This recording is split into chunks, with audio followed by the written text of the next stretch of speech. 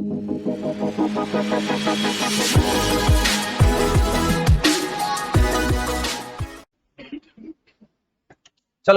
Revision of chapter number 4, corporate level strategies. Sir corporate level strategies मतलब corporate माने company, मतलब company के level पे जो स्ट्रेटेजीज बनती है उसके बारे में अपन इस चैप्टर में पढ़ने वाले हैं, जिसके अंदर कंपनी एक कंपनी के साथ टाई अप करती है, एक कंपनी दूसरी कंपनी को खरीद लेती है, ये सब, एक कंपनी अपना कोई पार्ट या पूरी की पूरी कंपनी किसी को बेच देती है, ये सारी चीजों के बारे में अपन डिस्कस करने वाले हैं in this chapter. There are four types of strategies corporate strategy वाली में। पहला है स्टेबिलिटी स्ट्रेटेजी, सेकंड ग्रोथ या expansion, third retrenchment and fourth is combination. मैं कॉम्बिनेशन बता दूं, कॉम्बिनेशन क्या होता है इन सबका?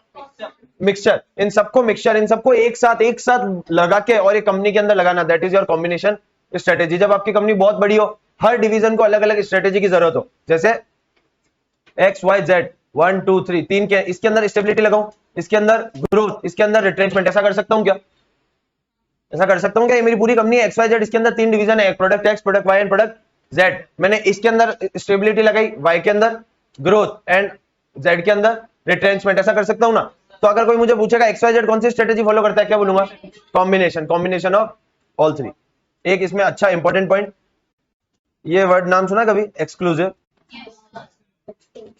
मतलब नहीं, देखो एक्सक्लूसिव मतलब सिर्फ उसी को, मतलब ये सारी स्ट्रेटेजी में ऐसा बिल्कुल नहीं है कि स्टेबिलिटी लगा दी तो रिट्रेंचमेंट नहीं लगा सकते, स्टेबिलिटी लगा दी तो ग्रोथ नहीं लगा सकते, मतलब दिस इज नॉट एक्सक्लूसिव। ऐसा नहीं है कि एक लगा दी तो दूसरी नहीं लगा सकते, इसका मतलब कॉम्बिनेशन में क्या तीनों लगा सकते हैं क्या?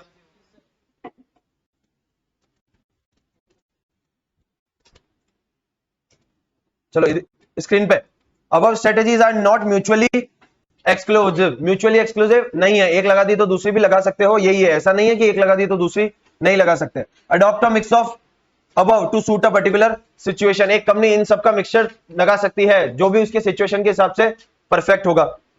जैसे मेजर रीजंस कहां लगाते हैं? सर बहुत बड़ी ऑर्गेनाइजेशन है, हर जगह पे अलग अलग स्ट्रेटेजी चाहिए, तो क्या लगा देंगे? Combination. Faces complex environment, sir बहुत ज्यादा कॉम्प्लेक्स एनवायरनमेंट है, मतलब कॉम्प्लेक्स एनवायरनमेंट, एक कोई एनवायरनमेंट मांगता है स्टेबिलिटी, एनवायरनमेंट का दूसरा फैक्टर मांगता है ग्रोथ, तो ऐसे में क्या करेंगे? स्टेबिलिटी और ग्रोथ मिक्स करके लगा देंगे, तो this is what combination strategy. Different industry requiring different response. Example Reliance, Reliance का जियो है क्या?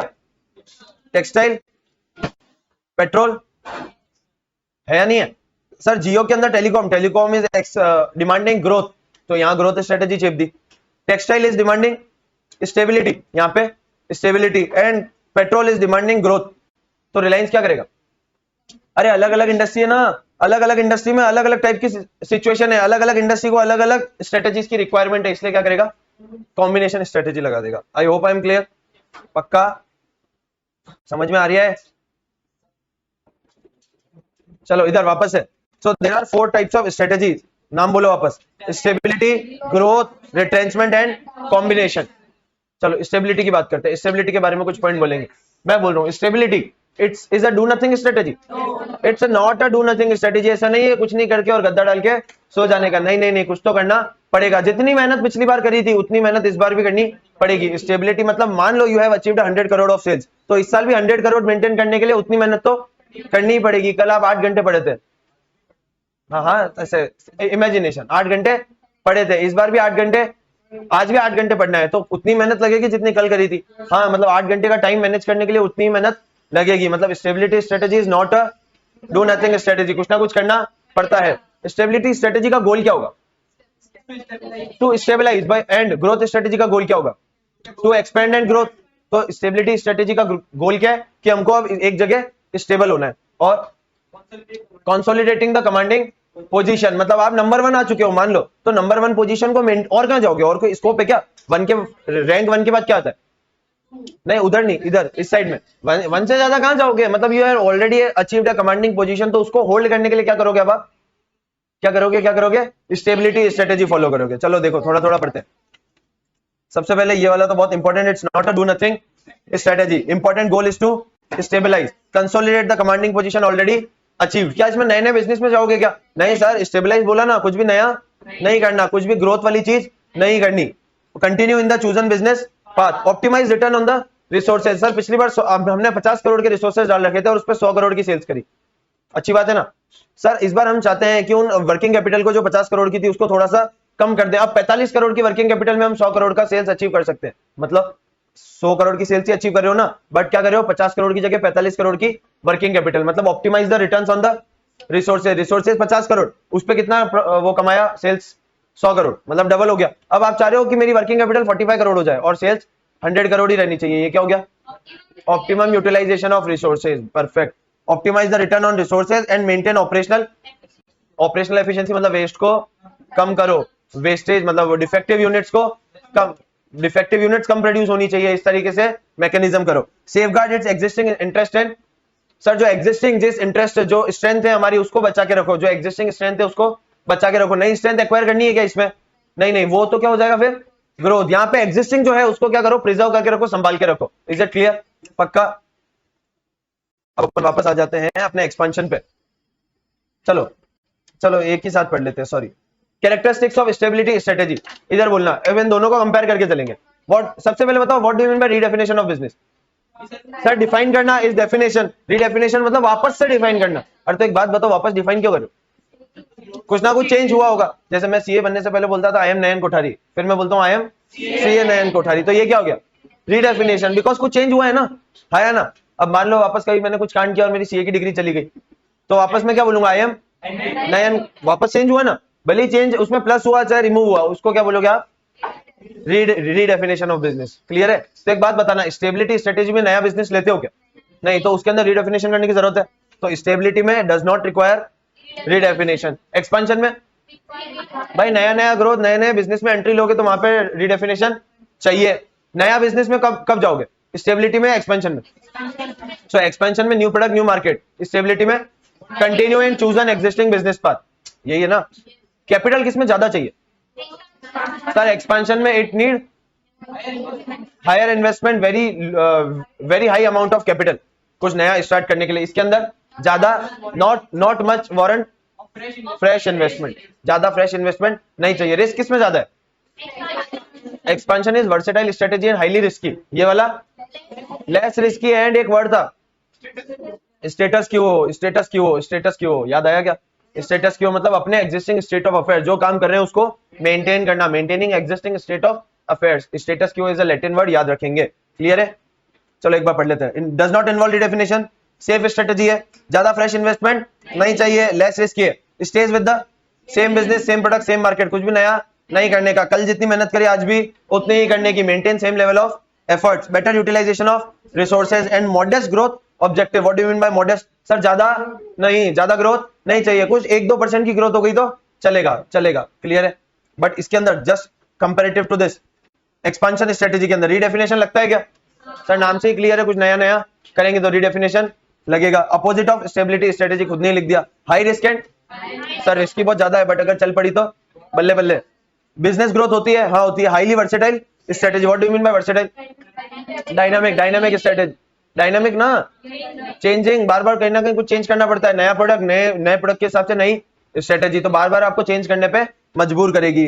रिक्वायर फ्रेश इन्वेस्टमेंट, ऊपर पढ़ते हैं सेम कुछ ही वही बातें रिपीट लिख रखी होगी। Redefinition of business, significant reformulation and major moves into involving investment, attack into new product new technology new market वगैरह वगैरह, हर जगह नई चीज में एंट्री लेना, इट्स कॉल्ड एक्सपेंशन। ये लास्ट वाली लाइन मेरी बहुत favourite, this strategy takes the enterprise to unknown and risky path full of promises and pitfalls. Sir ये ऐसा बात है जिसपे इसको कोई भी एक्सपीरियंस नहीं है, unknown path and risky path, is it clear. Plus promises and pitfalls होंगे, प्रोमिस मतलब आपने कुछ नया चालू किया तो मतलब अपना 100% डालना पड़ता है ना, प्रोमिसेस मतलब है ना, आपने जब इंटर ज्वाइन किया तो उस हिसाब से प्रॉमिस किया ना अपने आप से कि हम इंटर पास होंगे। अब मान लो दिक्कत आ रही है तो आप अपना 100% करोगे नहीं करोगे, 100% लगाना पड़ेगा ना। तो full of promises and pitfalls, बहुत ज्यादा दिक्कतें आती है, उतार चढ़ाव जिंदगी में देखने को मिलते हैं, जिंदगी में नहीं बेटा एक्सपेंशन स्ट्रेटेजी में देखने को मिलते हैं।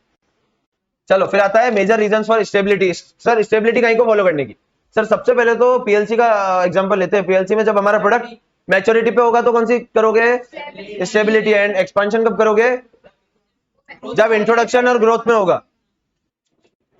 दिस इज पीएलसी की स्टेज। एक्सपेंशन कब फॉलो किया था सर, इंट्रोडक्शन और ग्रोथ में। और स्टेबिलिटी कब फॉलो करोगे? मैच्योरिटी, जब आपका प्रोडक्ट मैच्योरिटी में हो। Is it clear? पक्का?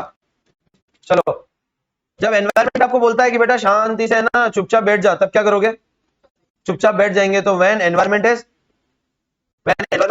स्टेबल, सबसे पहले मैच्योरिटी स्टेज पे पहुंच जाएगा। Second, when environment is relatively stable, जब एनवायरमेंट स्टेबल होगा तब आपको भी स्टेबल रहने की सलाह दी जाएगी। और क्या हो सकता है? When it is not advisable to expand.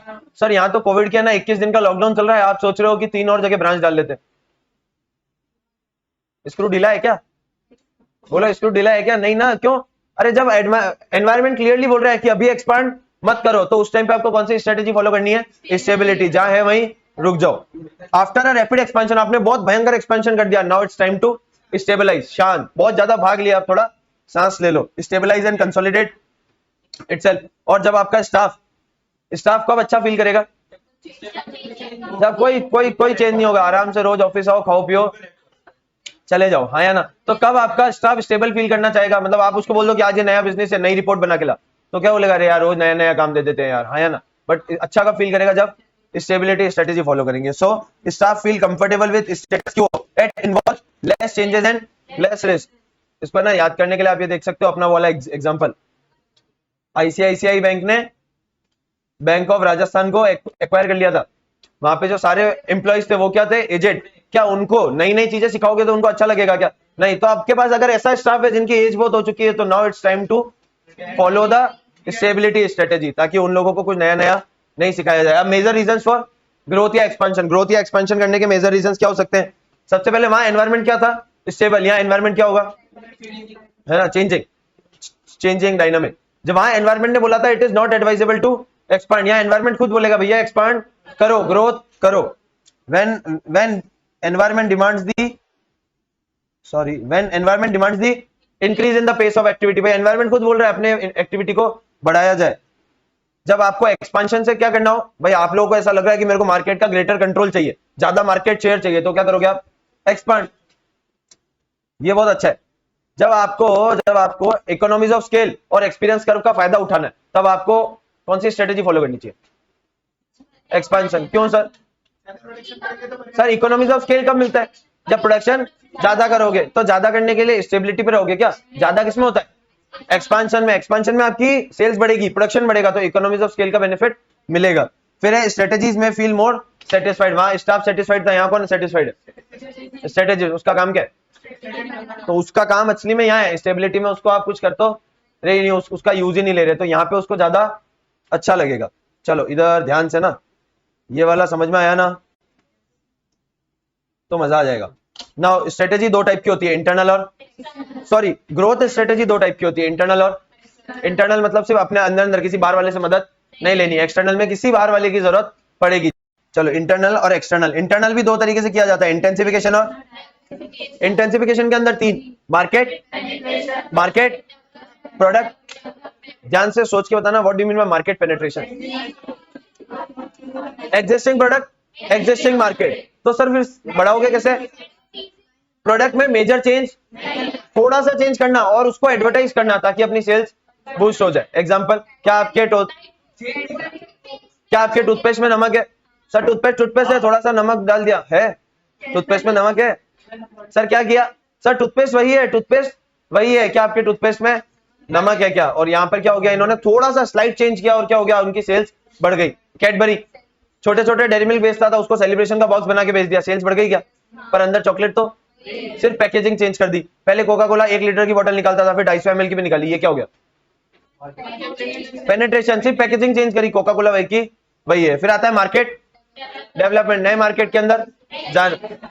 मान लो पिज्जा हट वाला चित्तौड़गढ़ में आया, प्रोडक्ट वही है, मार्केट नया है क्या? लापिनोज वाला भिलवाड़ा में आया, प्रोडक्ट वही, मार्केट नया। तो जब आपका existing product into the new market, ये क्या होता है? Market development. फिर आता है प्रोडक्ट डेवलपमेंट, जब आपका वही उधर ही जगह आप कुछ नया बेचो, फॉर एन एग्जांपल आपका कोई रेस्टोरेंट है, पहले आप सिर्फ मेन कोर्स बेचते थे, अब आपने फास्ट फूड भी चालू कर दिया, ये क्या हो गया? Product development. आपकी प्रोडक्ट रेंज सुधर गई। पहले आप हॉट कॉफी बेचते थे, अब आप मोहितो बेच रहे हो, प्रोडक्ट डेवलपमेंट। आपने नया प्रोडक्ट निकाला, अपना SM मैगी बेचते बेचते शॉर्ट बेचने लग गया, जामुन शॉर्ट, ये क्या हो गया? प्रोडक्ट डेवलपमेंट, नया प्रोडक्ट आया ना शॉर्ट्स। चलो इधर इधर इधर, market penetration, existing product in existing market, market development, existing product into the new market, and product development मतलब new product in existing market, existing product और creation of new but related items into current and मतलब into current market या current customers, current market या current customers को नया product बेचना, ये क्या हो गया, ये क्या हो गया, प्रोडक्ट डेवलपमेंट। यहां पे ये एक वर्ड लिख रखा है, ये समझा क्या? वहां पे थोड़ा चेंज था ना, यहाँ पे ज्यादा चेंज आ रहे, थोड़े से आप ज्यादा चेंज करोगे तो वो ऑल टुगेदर नया प्रोडक्ट हो जाएगा।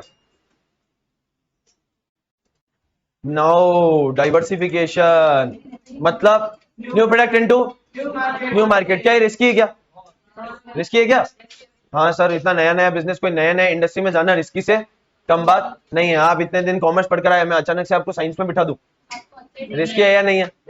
रिस्की है या नहीं है? क्यों सर? साइंस का पूरा कोई एक्सपीरियंस नहीं है, बट अगर आप हमको इंटर की जगह फाइनल की क्लास में बिठा दोगे ना, तो ऐसा लगेगा कुछ तो पढ़ा पड़ा है, ऐसा एग्जैक्टली। चलो इधर इधर इधर, न्यू एरियाज ऑफ एक्टिविटी, कहां गया कहां गया, ये रहा। एंट्री इनटू न्यू प्रोडक्ट और न्यू लाइंस, न्यू सर्विस और न्यू मार्केट्स, में नए प्रोडक्ट को नए मार्केट में बेचना is called diversification. Now diversification can be of 4 types, vertical, horizontal, concentric and, मेरे साथ वापस से, vertical, horizontal, concentric, conglomerate. Vertical के अंदर सर एक चेन होती है वर्टिकल प्रोडक्शन की, जब भी कोई प्रोडक्ट वहां से बनता है और धीरे धीरे उसकी प्रोसेस होकर वो नीचे आके बन जाता है, जैसे कि ये देख रहे हो सर। सर कोई भी कमोडिटी बनती है उसको सप्लाई करते हैं, किसको? मैन्युफैक्चर को। मैन्युफैक्चर उसको बना के शिप कर देता है, शिपिंग से वो डिस्ट्रीब्यूशन चैनल्स के अंदर घूमता है और लास्ट में कस्टमर तक पहुंच जाता है। मान लो आप ये काम कर रहे थे और ये काम करने के बाद अब आपने ये वाला काम चालू कर दिया, सर ये क्या एक वर्टिकल चेन है क्या? अगर आप इसी वर्टिकल चेन में एक बिजनेस से दूसरे बिजनेस पे मूव कर रहे हो, that will be your vertical diversification, that will be your vertical diversification. चलो ऐसा हो सकता था कि मैं इससे डायरेक्ट यहां आ जाता, मतलब यहाँ तो एक कस्टमर है, बट ट्राई टू अंडरस्टैंड क्या है, अलग अलग अलग डिफरेंट स्टेजेस होती, तो ये क्या हो गया सर? फॉरवर्ड। मतलब ये मैं ये पूछना चाह रहा हूँ, ये वर्टिकल है क्या? सर ये वर्टिकल प्रोडक्ट प्रोसेस चेन के अंदर आप लोग एक प्रोडक्ट से एक जगह से मतलब एक बिजनेस से दूसरे बिजनेस में मूव कर सकते हो, that will be your vertical diversification. अब यहाँ 2 टाइप के होते हैं, फॉरवर्ड एंड बैकवर्ड। मानने मतलब बैकवर्ड कब बोलोगे? चलो आप कौन हो? मैन्युफैक्चर। आप कौन हो? मैन्युफैक्चर। अब आप जा रहे हो कमोडिटी वाले बिजनेस में, दिस इज योर बैकवर्ड। आप उस बिजनेस में एंट्री ले रहे हो जहां से आपको आपका रॉ मटेरियल मिलता था, बट आप हो मैन्युफैक्चर। अब आप मैन्युफैक्चर भी खुद कर रहे हो और डिस्ट्रीब्यूशन भी, मतलब कुरियर का बिजनेस भी, ट्रांसपोर्टेशन का बिजनेस भी खुद ही कर रहे हो, मतलब आप कस्टमर की तरफ जा रहे हो, अपने डिस्ट्रीब्यूशन चैनल की तरफ जा रहे हो। ये क्या होगा? फॉरवर्ड। मतलब मैन्युफैक्चर से पीछे गए तो बैकवर्ड, एंड मैन्युफैक्चर से आगे आए तो forward. I hope I am clear. पक्का पक्का। एग्जांपल क्या है इसका अपना? आइकिया। यहाँ पे आप अपने बुक के अंदर क्या लिख रहा है? आइकिया। सर आइकिया क्या है? फर्नीचर बनाता है। उसने साला पूरा का पूरा फर्नीचर ही क्या फॉरेस्ट ही ले लिया, बोले लकड़ी अब खुद ही उगाएंगे और खुद ही काटेंगे, उसका फर्नीचर भी खुद ही बनेंगे। ये कौन सा? बैकवर्ड। बट मान लो आइकिया ट्रांसपोर्टेशन के बिजनेस में चला जाता, भाई बेड को घर तक पहुंचाना पड़ता है ना कस्टमर के, तो वो वाला ट्रांसपोर्टेशन बिजनेस में चल जाता तो forward. I hope I am clear. पक्का पक्का पक्का। इसके अंदर आपको क्या याद करने की जरूरत है? Vertically linked product process chain, मतलब आपको इसी चेन के अंदर मूव करना है। देखो, vertically with in the same process sequence and moves with in the chain, इसी चेन के अंदर आपको मूव करने का है। बैकवर्ड कब होगा? Entering the business of input providers या इनपुट सप्लायर, जो आपको रॉ मटेरियल देते हैं, इनपुट देते हैं, उनके बिजनेस में जाना मतलब बैकवर्ड। फॉरवर्ड मतलब enter into business of distribution channel के अंदर जाना। ये क्या हो जाएगा आपका? जल्दी बोलो। फॉरवर्ड।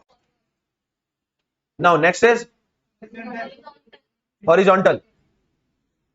सर जब आप अपने कॉम्पिटिटर के प्रोडक्ट में, कॉम्प्लीमेंट्री प्रोडक्ट में या बाय प्रोडक्ट में एंट्री लेते हो, that will be your horizontal. Complementary का एग्जांपल पेंसिल के साथ रबर, बैट के साथ बॉल, ये सब क्या हो गए? Complementary product. ये क्या हो गए?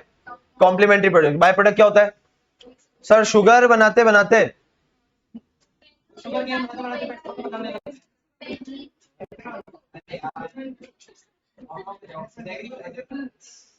सर शुगर बना रहे थे, साथ में इथेनॉल और बनने लग गए, एंड इथेनॉल से गाड़ियां चलने के उम्मीद है, तो इसलिए अगर आप मान लो शुगर बनाते थे और इथेनॉल पहले किसी को बेच देते थे, अब इथेनॉल को थोड़ा फर्दर प्रोसेसिंग कर रहे हो, आप उसी बिजनेस में आ गए जो इथेनॉल को फर्दर प्रोसेसिंग करके गाड़ियों में यूज आने वाला प्रोडक्ट बना देवे, जिससे अपनी गाड़ियां चल सके, पेट्रोल टाइप का कुछ आइटम। ये क्या हो गया? By product. ये क्या हो गया? आप किस बिजनेस में जा रहे हो? सर पहले तो ये हम किसी को बेच देते थे, अब इस वो जो इसको हमसे लेके जो प्रोसेसिंग करता था, अब हमने वही प्लांट डाल दिया, अब खुद का इथेनॉल जो निकलेगा उसको किसी और को बेचेंगे नहीं, उसको खुद ही काम में ले लेंगे और खुद ही उसको फर्दर प्रोसेसिंग करके बेचेंगे। ये क्या हो गया? By product. कौन सा डाइवर्सिफिकेशन? हॉरिजॉन्टल। फिर आता है concentric. There is some relation between the old business and new business. Relation in terms of 3 things, PTM, parents teacher, अरे वो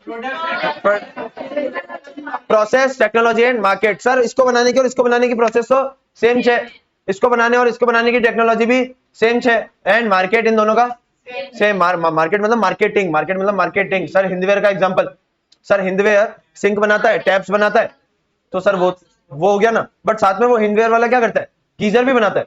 सर एक बात बताओ, टैप में और गीजर में तो कोई कनेक्शन नहीं है, बट फिर भी ये कॉन्सेंट्रिक है। क्यों? बिकॉज दोनों चीजों को किस टाइप से मार्केटिंग करी जा रही है? These are bathroom accessories, these are bathroom accessories. Clear? Process same हो सकती है क्या? प्लास्टिक शीट से, मान लो मैं ना कोई एक प्लास्टिक शीट है, उससे मैं चाहे बॉल बनाऊं, चाहे प्लास्टिक शीट से टिफिन बना दूं, ये क्या हो गया? सर प्रोसेस तो सेम है ना, मतलब प्लास्टिक शीट को आप कन्वर्ट कर रहे हो, ये क्या हो गया? आपकी प्रोसेस। तो जब आपकी 3 चीजें सेम होती है, वापस से बोल रहा हूं, when you have three things common, process, technology and market, तब ये कौन सा हो जाएगा? कॉन्सेंट्रिक। देखो, when products are related in 3 terms, parents teacher, process, technology, market, linked to the existing business through the process, technology and marketing, process, technology and marketing. But ये बात एक तो अच्छे से मार्क कर लेना बेटा, this is the departure from the vertical chain. Sir आपकी वर्टिकल चेन से डिपार्चर है, अगर वर्टिकल चेन में मूव करोगे तो कौन सा डाइवर्सिफिकेशन हो गया? वर्टिकल। मतलब वर्टिकल चेन से बाहर आना है, बट ऐसा प्रोडक्ट लेना है जिसका प्रोसेस, टेक्नोलॉजी और मार्केट सेम हो। एग्जांपल, क्या मैदा से मैगी बना लो या मैदा से पास्ता बना लो, प्रोसेस सेम होगा ना? हाँ या ना? लास्ट आता है कॉन्ग्लोमरेट। कोई भी रिलेशन नहीं है, कोई भी रिलेशन नथी।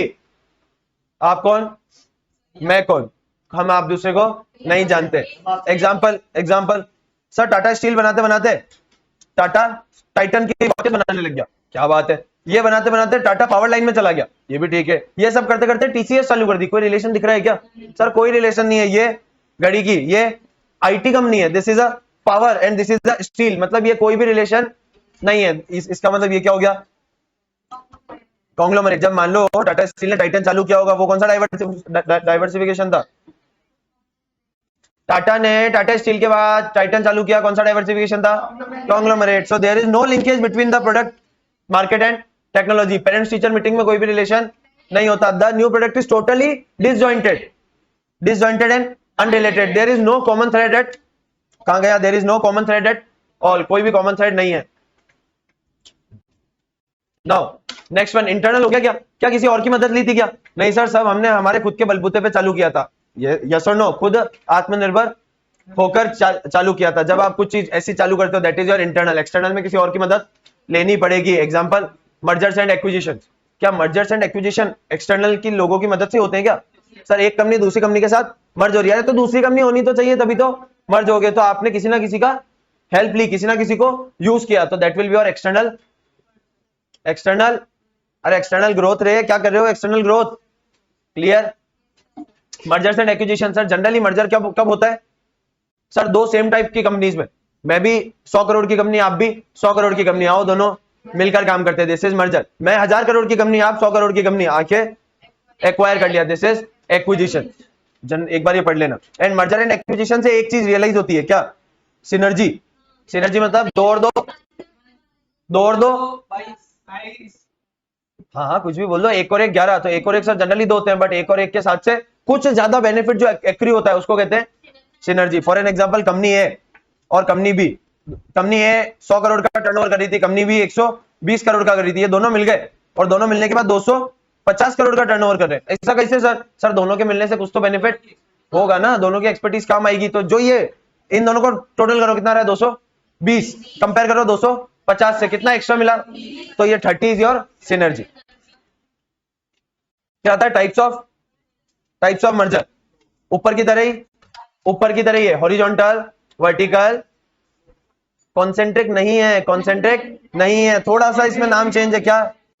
कोजेनरिक, एंड लास्ट में कॉन्ग्लोमरेट। वापस से vertical, horizontal, cogeneric and conglomerate. Is it clear? Sir vertical में क्या करेंगे? वर्टिकल बोल रहा हूं, वर्टिकल के अंदर क्या होता है? सर वही जो सेम प्रोसेस चेन होती है, हम प्रोसेस चेन के अंदर ही किसी ऊपर वाले या नीचे वाले को मर्ज करें, उसके साथ मर्ज करें। देखो एग्जांपल अपन मर्जर एक्विजिशन के कॉमन लेंगे, but from the examination point of view याद रखना this is only merger, this is only merger. Merger ही आपको यहाँ लिखना है। देखो नाम पढ़ो, क्या लिख रखा है? मर्जर। एक्विजिशन लिख रखा है क्या? नहीं, बट एग्जाम्पल ढूंढना मुश्किल है, इसलिए अपन ने एक्विजिशन के एग्जांपल भी इसमें ले लिए। मर्जर के एग्जांपल ढूंढना मुश्किल है, बट याद रखना this is only and only merger. Clear है? क्लियर है? ये हो गया वर्टिकल, ये हो गया वर्टिकल, पक्का ना? अगर आप अभी यहाँ बिजनेस चला रहे हो, आप इस बिजनेस के साथ मर्ज हो गए, ये कौन सा हो गया? हॉरिजॉन्टल। बट आप ये बिजनेस चला रहे हो और इस बिजनेस के साथ मर्ज हो गए, ये क्या हो गया? वर्टिकल। Is it clear? मतलब हॉरिजॉन्टल के अंदर you are merging with a direct competitor, you are merging with a direct competitor. Sir same industry के अंदर डायरेक्ट कॉम्पिटिटर के साथ मर्ज होना क्या कहलाता है? Horizontal merger. ब्रुक बॉन्ड और Lipton, Vodafone and idea, Indian bank and Allahabad bank, ये क्या, ये सब क्या हो गए? जोमेटो एंड उबर ईट्स, ये दोनों, ये सब क्या हो गए? हॉरिजॉन्टल मर्जर है, हमारे डायरेक्ट कॉम्पिटिटर के साथ ही हम मर्ज हो गए। Now what is vertical? Sir vertical के अंदर एक बिजनेस दूसरे बिजनेस के साथ मर्ज होता है, बट वो दूसरा बिजनेस उसका कॉम्पिटिटर नहीं था, जबकि वो वर्टिकल चेन में था, वर्टिकल चेन में था। क्या अमेजन, क्या स्नैपडील वाला आपको किसी कुरियर के थ्रू सामान बेचता था? क्या वर्टिकल चेन है क्या पूरी? आप जाते हो, ऑर्डर करते हो, स्नैपडील वाला कुरियर के थ्रू आपको सामान बेचता है, स्नैपडील वाला कुरियर के थ्रू आपको सामान बेचता है। Is it clear? तो स्नैपडील ने क्या किया, इसको इसके साथ मर्ज हो गया। किसके साथ? कुरियर कंपनी के साथ। कौन सी कंपनी थी कुरियर कंपनी? गो जावाज। एग्जांपल लिखना बेटा।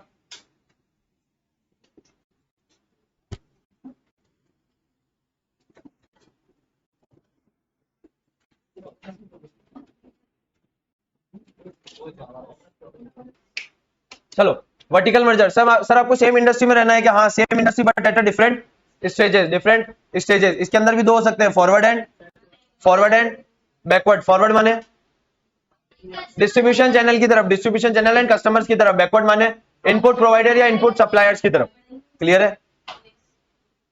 ये वाला नोट पढ़ लेना, एमसीक्यू के अंदर आ सकता है। Vertical mergers helps to create an advantageous position restricting the supply to input to other players. अगर हम वो बिजनेस करने लग गए जिससे हमको रॉ मटेरियल मिलता था, तो क्या अब हमारे कॉम्पिटिटर को भी हमसे माल खरीदना पड़ेगा क्या?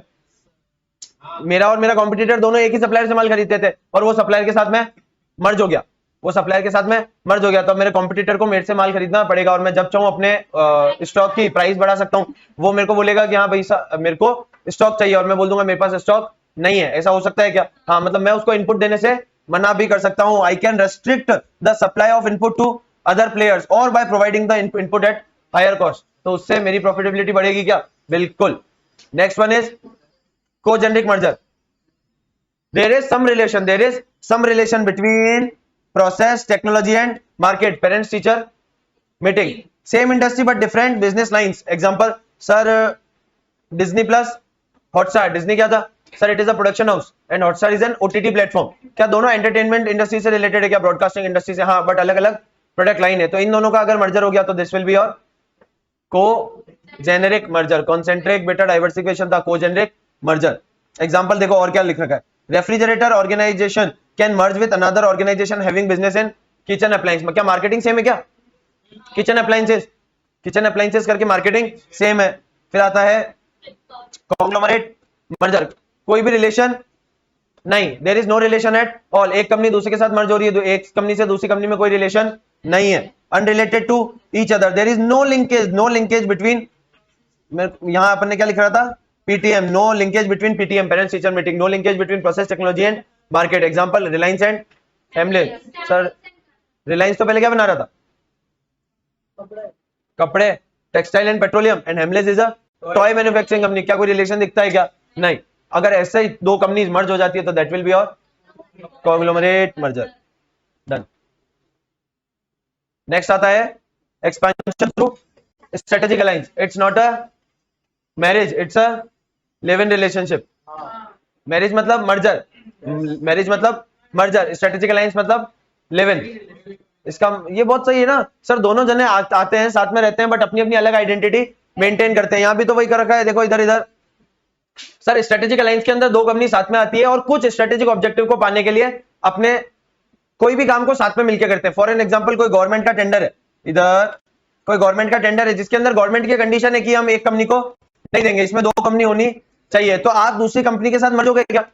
क्या आप उसमें उसको आपने खरीद लिया? नहीं, आप दोनों जने साथ में आए और इस टेंडर के ऑब्जेक्टिव से आप दोनों एक अलायंस फॉर्म कर लेते हो। फॉर अ टाइम पीरियड हो सकता है, फॉर अ पर्टिकुलर पर्पस हो सकता है। इस चीज के लिए अगर आपने एक अलायंस फॉर्म कर ली, that will be your strategic alliance. दोनों कंपनी की अलग अलग पोजीशन मेंटेन रहती है।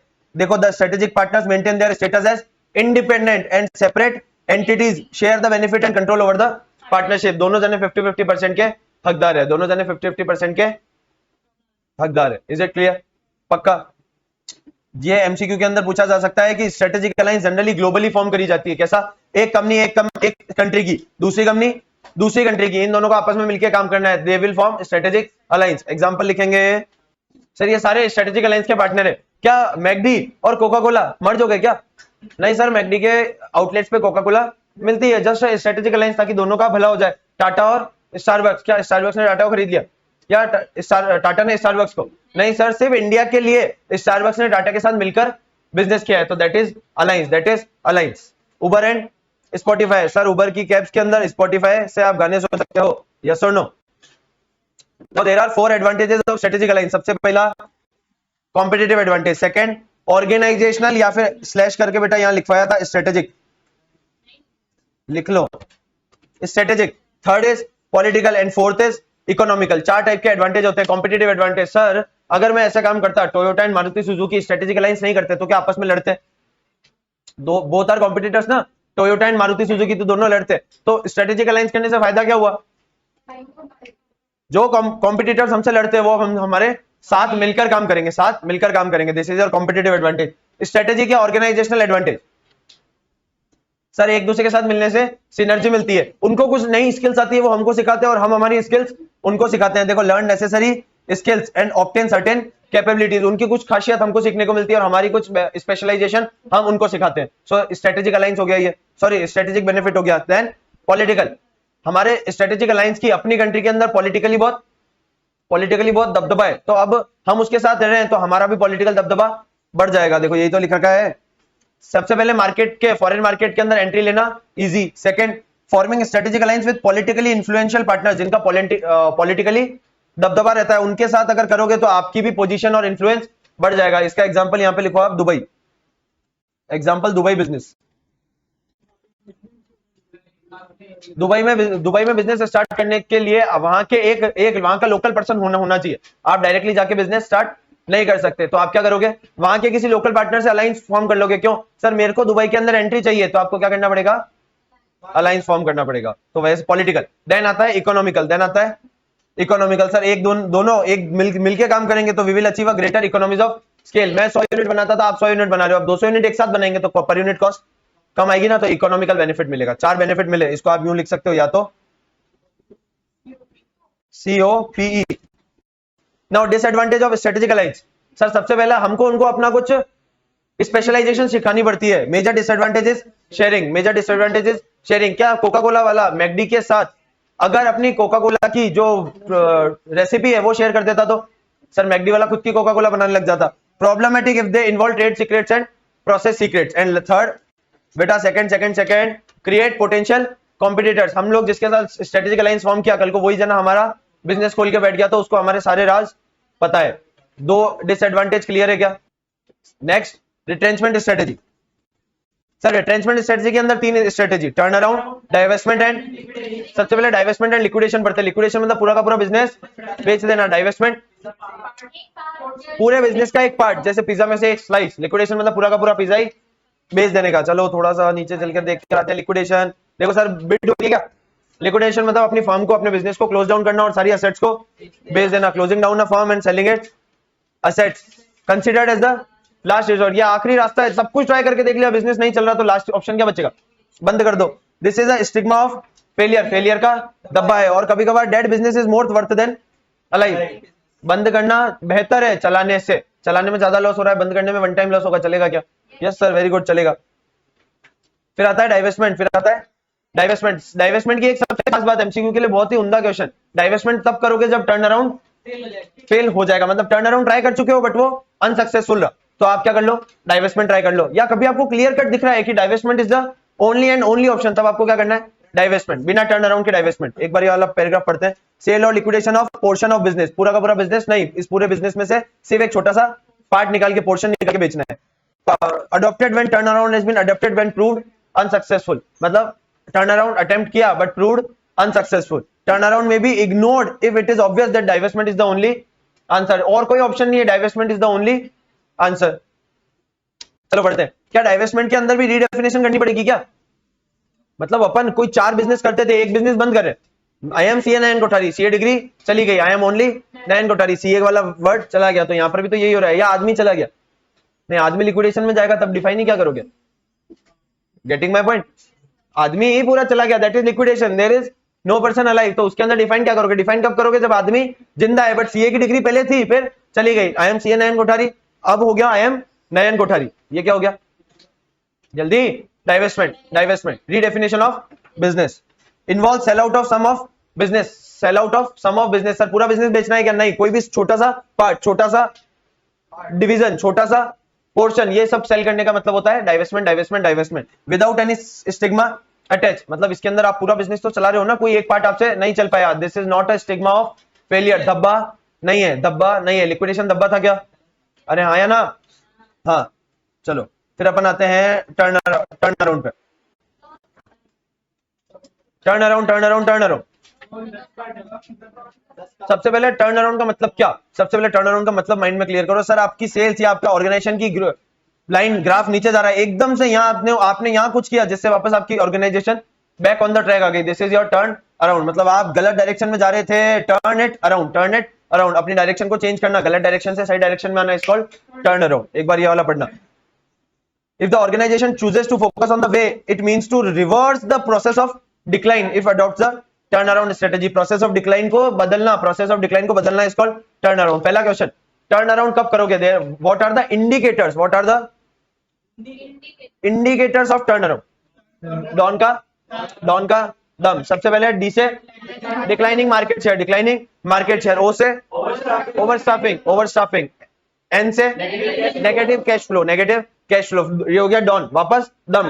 D deterioration in physical facilities, deterioration in physical facilities. U से अनकॉम्पिटिटिव प्रोडक्ट्स एंड सर्विसेज, हमारे प्रोडक्ट एंड सर्विस अच्छे नहीं है। And last M mismanagement. ये 6 चीजें हो रही है तब आपको समझ जाना चाहिए कि this is need for turn around.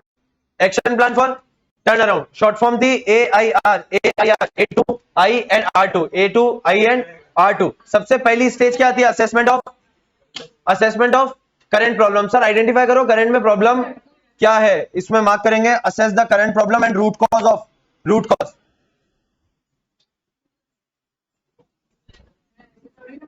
Assess the current problem and root cause of the problem. Second, analyse the situation and develop a strategic plan. Sir पहले ही अपन डिसाइड करके चलेंगे कि कितनी फाइनेंशियल वगैरह चाहिएगी। इधर देखो, develop a preliminary action plan, मतलब प्लान, मेन प्लान बनाने से पहले उसका प्लान बनाना। ये क्या होता है?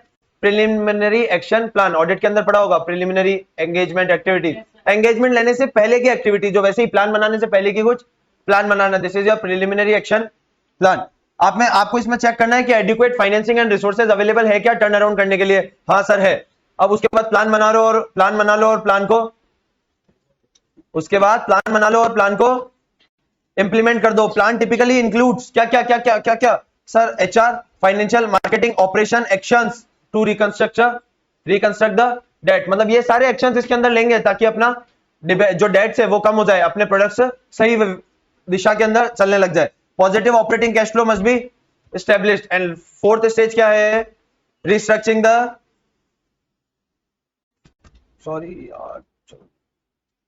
Fourth step is restructuring the business. इसके अंदर क्या चेंज करेंगे? सर प्रोडक्ट मिक्स में भी चेंज। कुछ ऐसे प्रोडक्ट्स है जो हमारे बिल्कुल भी नहीं चल रहे, उनको कंपनी से निकाल दो। कोई ऐसी लोकेशन पे हमारा बिजनेस चल रहा है, वहां से हमको बिल्कुल भी प्रॉफिट नहीं आ रहा, क्या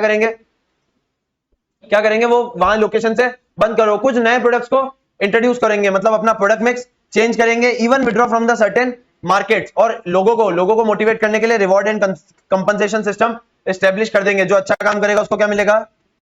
रिवॉर्ड, और जो बुरा काम करेगा वो पनिशमेंट। Is it clear?